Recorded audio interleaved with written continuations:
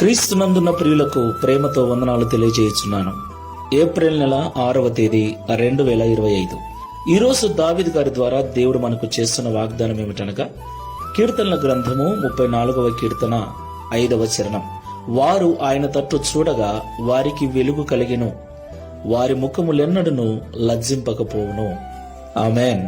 నా ప్రియమైన సహోదరి సహోదరులారా, వారి ముఖములెన్నడను లజ్జింపకపోవును అంటే వారి ముఖములు ఎప్పటికీ సిగ్గుపడవు అని అర్థం. మనకు తెలుసు ప్రియులారా, మనం ఓడిపోయినప్పుడు, నిస్సహాయ స్థితిలో ఉన్నప్పుడు, ఎటూ తోచని పరిస్థితిలో ఉన్నప్పుడు, జీవితంలో మోసపోయినప్పుడు, ఓడిపోయినప్పుడు సిగ్గుతో తలదించుకుంటాం. అయితే ఎలాంటి నిస్సహాయ స్థితిలో ఉన్నా యేసు వైపు చూసినప్పుడు ఆయన వెలుగు మన మీద ప్రసరింపచేసి మనము సిగ్గుతో తలదించుకునే వారముగా కాకుండా గర్వముగా తల ఎత్తుకునే వారిగా ఆయన చేస్తాడు.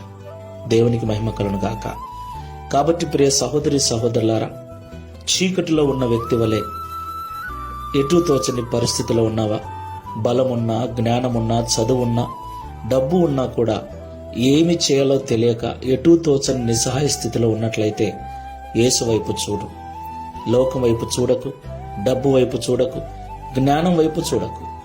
యేసు వైపు చూసి అడుగులు వేయి. ఆయన నీకు తన వెలుగును ప్రకాశింపచేసి సరైన మార్గంలో నడిపిస్తాడు. ఎన్నటికీ సిగ్గుపడకుండా తల ఎత్తుకుని వాడుగా నిన్ను నన్ను చేస్తాడు. ప్రార్థన చేసుకుందాం. ప్రేమ స్వరూపుడమైన తండ్రి, పరిశుద్ధమైన ప్రభువా, మీకు స్తోత్రాలు చెల్లిస్తున్నాం. తండ్రి, నిస్సహాయ స్థితిలో, ఎటూ తోచని పరిస్థితిలో, ఓడిపోయిన స్థితిలో, దిగజారిపోయిన స్థితిలో ఉన్న ఇశ్రాయేలు ప్రజలు నీ వైపు చూసినప్పుడు వారిని కనికరించి Download ShareChat.